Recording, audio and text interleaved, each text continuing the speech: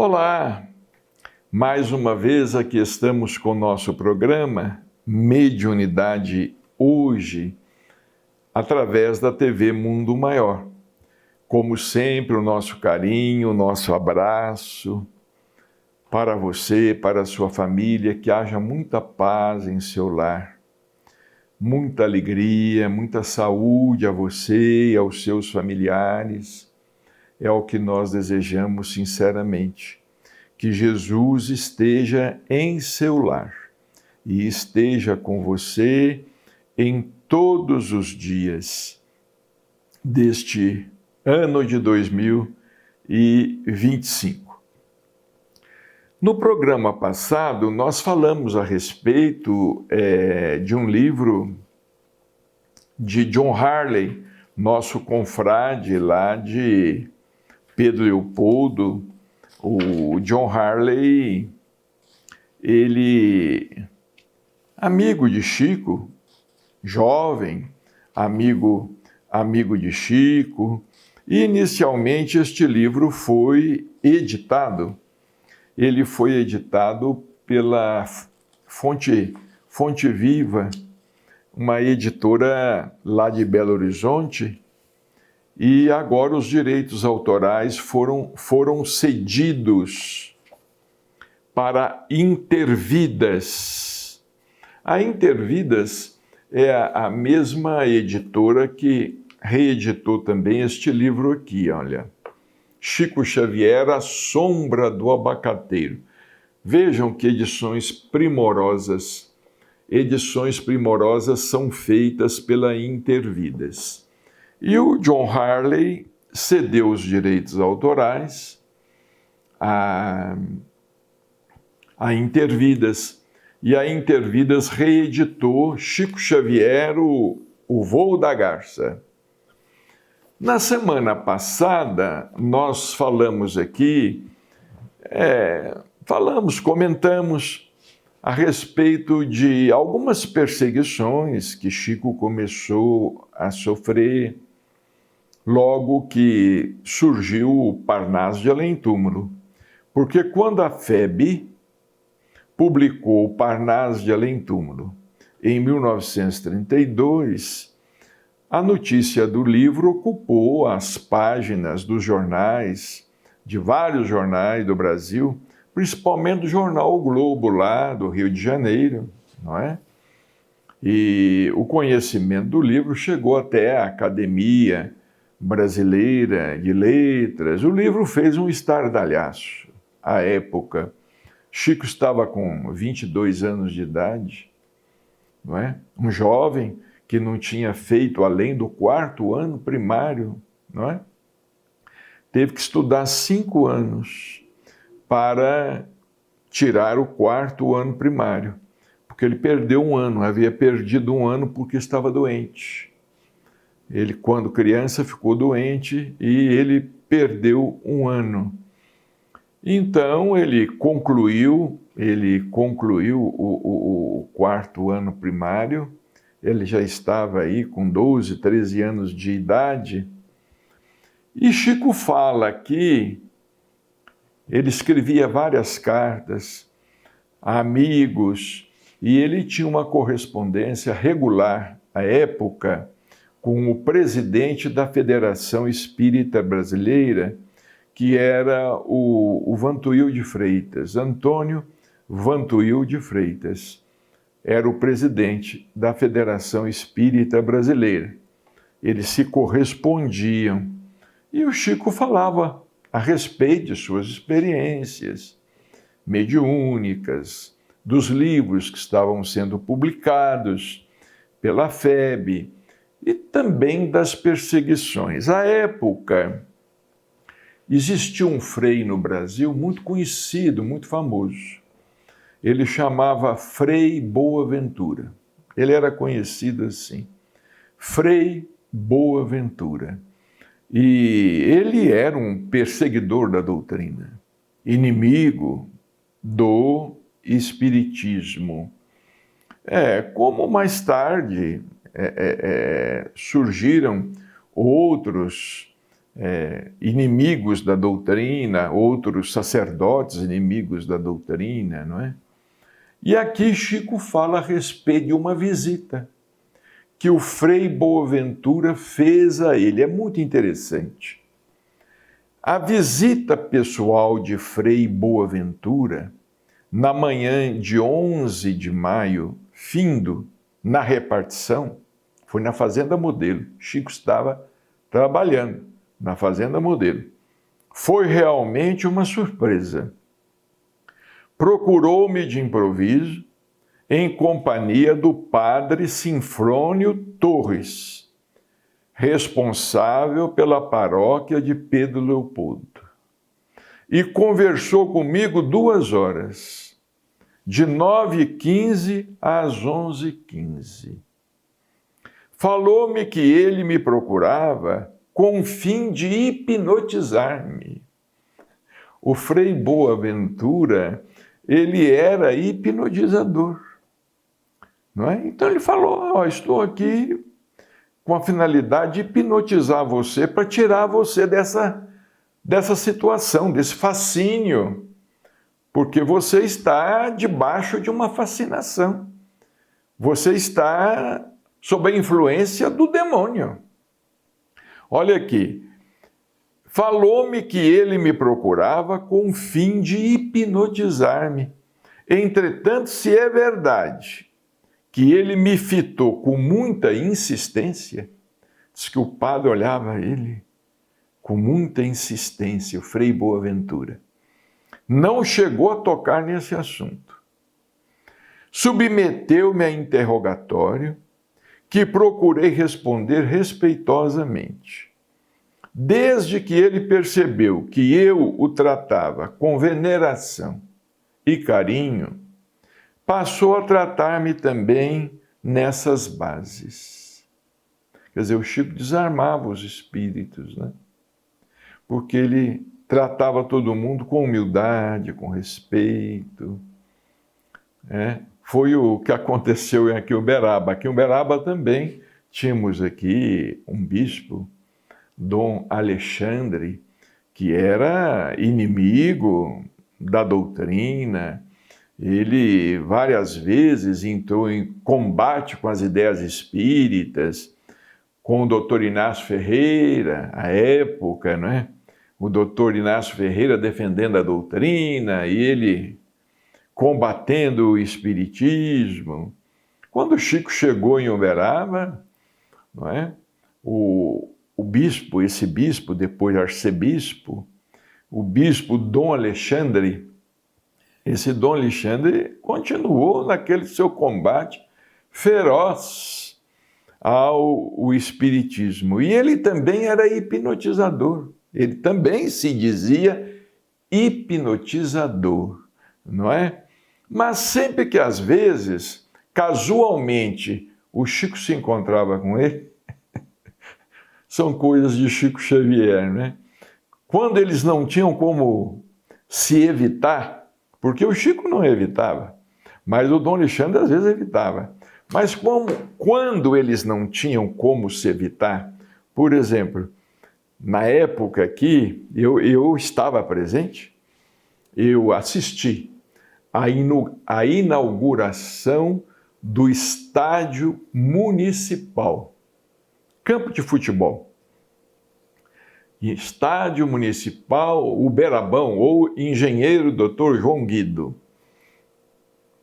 E convidar, todo mundo foi convidado, comandante do batalhão, do 4º Batalhão, o Dom Alexandre foi convidado, o Chico foi convidado, presidente do Rotary foi convidado, presidente do LAI, enfim, as lideranças, vamos dizer, sociais, vamos dizer, de Uberaba foram convidadas, religiosas e tal. E nós ficamos vendo como é que se daria o encontro do Chico com Dom Alexandre, lá no gramado. Eles estavam no gramado lá, e nós aqui. Nós aqui, eles estavam na arena, e nós estávamos aqui na arquibancada, ver o que ia acontecer, não é? Mas Chico caminhou na direção de Dom Alexandre não é, que estava paramentado como bispo da cidade, aquela coisa, uma autoridade religiosa. Chico aproximou-se dele, estendeu a mão, o bispo estendeu a mão para o Chico, aí o Chico vai, inclina-se e beija o anel do Dom Alexandre. Na frente de todo mundo. Aí o estádio todo aplaudiu. O estádio todo aplaudiu aquele gesto de Chico Xavier. E naquele gesto de humildade, né, de humilde grandeza, não é? Naquele seu gesto, ele desarmou completamente. Era assim que o Chico desarmava os adversários, não é? Com humildade, mas humildade verdadeira. Humildade verdadeira, com respeito e com carinho, né? E aqui vamos voltar, aqui essa visita do Frei Boaventura ao Chico. Frei Boaventura perseguiu o espiritismo durante muitos anos no Brasil. Se vocês pesquisarem, ele tem livros escritos sobre o espiritismo e tudo mais. Olha aqui, desde que ele percebeu que eu tratava com veneração e carinho, passou a tratar-me também nessas bases. Não tinha como, né? Escutou-me sobre nossos pontos de vista espíritas, embora não admitia a realidade mediúnica. Conversamos muito sobre mediunidade, reencarnação, comunicação, vida no outro mundo, etc. Ele não aceita verdade espírita alguma. Contudo, me tratou com bondade e respeito. Foi, porém, muito descortês em me solicitando a confissão católica romana. Ele pediu ao Chico que se confessasse com ele, ventilando assuntos que só mesmo pessoalmente um dia poderei contar-te. Quer dizer, ele praticamente constrangeu o Chico a fazer uma confissão católico-romana ali, naquele momento. Nada de grave, porém. Tudo correu bem, mas creio, com o nosso Ismael Gomes Braga, era um confrade também lá do Rio, né? Esperantista, o Ismael Gomes Braga, espírita, que os sacerdotes teriam mais prazer, olha o que o Chico disse aqui, os sacerdotes teriam mais prazer em me ouvir num tribunal da Inquisição, no banco dos réus, para depois me condenarem à fogueira. Mas os tempos eram outros, né? Não era Europa. Os tempos eram outros, era Brasil, né? Infelizmente, sentimos-los ainda muito distantes da grande realidade. Sentem que o padre é infalível e santo. E nesses moldes é difícil o entendimento. Deus nos proteja e ajude sempre. Deus nos proteja e ajude sempre. Nesse sentido, o Chico dá um depoimento falando do período em que ele havia sido católico, não é? Filho de família católica, ele mesmo havia sido católico, professor de catecismo na igreja, lá em Pedro Leopoldo, não é? O Chico ele mesmo diz o seguinte: em nossa infância e na primeira juventude, frequentava a Igreja Católica, com o mesmo respeito com que nos dirigimos hoje a uma reunião espírita cristã. E sempre sentimos, reconhecemos dentro da Igreja Católica prodígios de espiritualidade inimagináveis. É claro, onde está a fé, né? Deus está em toda parte. E onde existe fé, os bons espíritos estão em toda parte. Não fiquemos aí imaginando que os bons espíritos só vão nos centros espíritas, que isso aí é ilusão. Os bons espíritos estão em toda parte e fazendo o que podem, em nome de Jesus Cristo. Fazendo o que podem, em nome de Jesus Cristo. Então, o Chico conta aqui, olha, muitas vezes, principalmente nas missas da manhã, quando era possível a comunhão de vibrações espirituais de todos os crentes numa só faixa de espiritualidade e de fé em Jesus, tivemos oportunidade de ver espíritos santificados que abençoavam as hóstias. O Chico via, por exemplo, os patronos das igrejas, não é? Espíritos santificados pela igreja, abençoando as hóstias, e elas se transformavam como se fossem flores de luz, que o sacerdote oferecia na mesa da comunhão. Muitas vezes, principalmente no altar, daquela que nós veneramos como sendo nossa Mãe Santíssima, vimos irradiações de luz que alcançavam toda a Assembleia. Do altar consagrado a Santa Teresinha de Lisieux, muitas vezes vi repartirem rosas, trazidas por criaturas desencarnadas, amigos e amigas católicos da cidade de Pedro Leopoldo, sem que eu pudesse explicar o fenômeno. Então, Chico via durante a missa. Ele via os espíritos santificando as hóstias. Ele via espíritos de amigos e amigas de Pedro Leopoldo. Claro, evidentemente, desencarnados. Ele via esses espíritos ali dentro da igreja, no momento da missa, se aproximando de seus familiares, tentando auxiliar os seus familiares, como acontece conosco no centro espírita.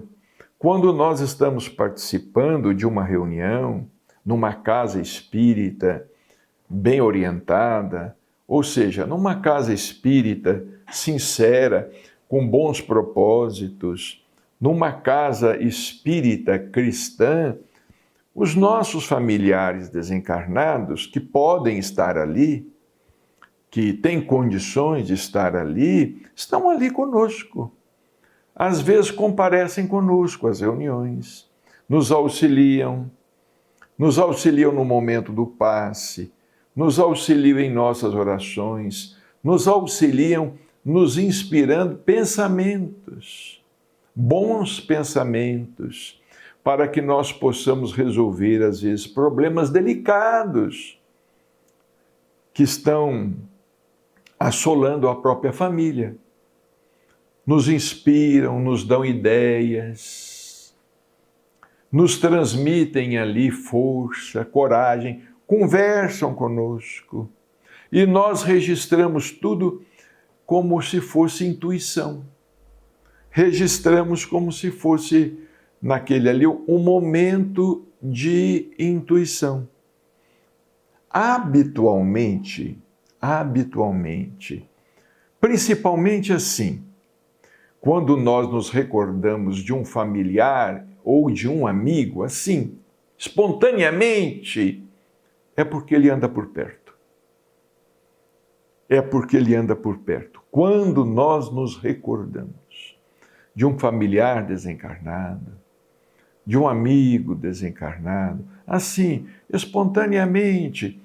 Às vezes falamos, não sei porquê, mas hoje eu estou lembrando tanto do fulano, estou me recordando tanto de cicrano. Vocês se lembram do que conta André Luiz no livro Nosso Lar? Quando ele volta para visitar a sua família, não é? Uma de suas filhas, à mesa, fala, estou me lembrando tanto do papai hoje. E ele estava por ali. Está lá no livro Nosso Lar, que é repleto de ensinamentos para todos nós. Oh, estou lembrando tanto do papai. Aí a mãe dela pede a ela, filha, não fala no seu pai, não. Porque ela havia casado pela segunda vez e ela tinha receio que o esposo, não é, o segundo esposo, se sentisse magoado, não é? Se sentisse magoado por estar ali falando, não é? Por estar falando ali no pai que já tinha passado para o outro lado, né? Ela pediu, filha, não fala não, e coisa e tal. Ela falou, mas hoje estou pensando tanto no papai. Quando isto acontece, é porque o Espírito anda por perto. Quando isto acontece. E também pode ser que quando nós nos recordamos assim de um espírito que tenha sido nosso adversário na terra, nosso inimigo na terra, não é? Nos tenha feito qualquer ou que nós tenhamos prejudicado ou que tenhamos sido prejudicados, não é? Isso aí não importa, não é? Pode ser que o espírito também anda por perto. Se ele nos prejudicou, às vezes está querendo obter as nossas desculpas. Eu não gosto muito de falar em perdão. Eu acho perdão uma coisa tão inalcançável, tão inatingível, né, para o ser humano. Às vezes o Espírito está querendo ali obter as nossas desculpas, ou pelo menos a nossa compreensão, não é? A nossa compreensão para aquele desentendimento, para aquele problema havido, e pode ser também que esteja querendo nos cobrar alguma coisa, não é? Que nós tenhamos feito. Às vezes ali o momento é nosso de pedir desculpas, né? Não é? Quando a gente lembra, olha, eu prejudiquei o fulano, prejudiquei quando fui seu chefe, ou quando trabalhou comigo, ou quando foi meu sócio, ou quando foi meu conhecido, eu disse mentiras a respeito dele, eu o critiquei, eu o magoei, falei mal dele e tal. Né? Às vezes aquele momento é o momento também da gente pedir desculpas, não é? Pedir desculpas ao espírito, mentalmente. Então, o Chico está dizendo aqui como é que ele via aquelas cenas todas. E há um depoimento aqui muito interessante, mas nós vamos deixar para o nosso próximo programa, porque o tempo esgotou. É um depoimento do padre, do Monsenhor Sebastião Scarzello, que foi o primeiro confessor de Chico Xavier em Pedro Leopoldo. Falaremos depois em nosso próximo programa. Um grande abraço, muita paz e até lá.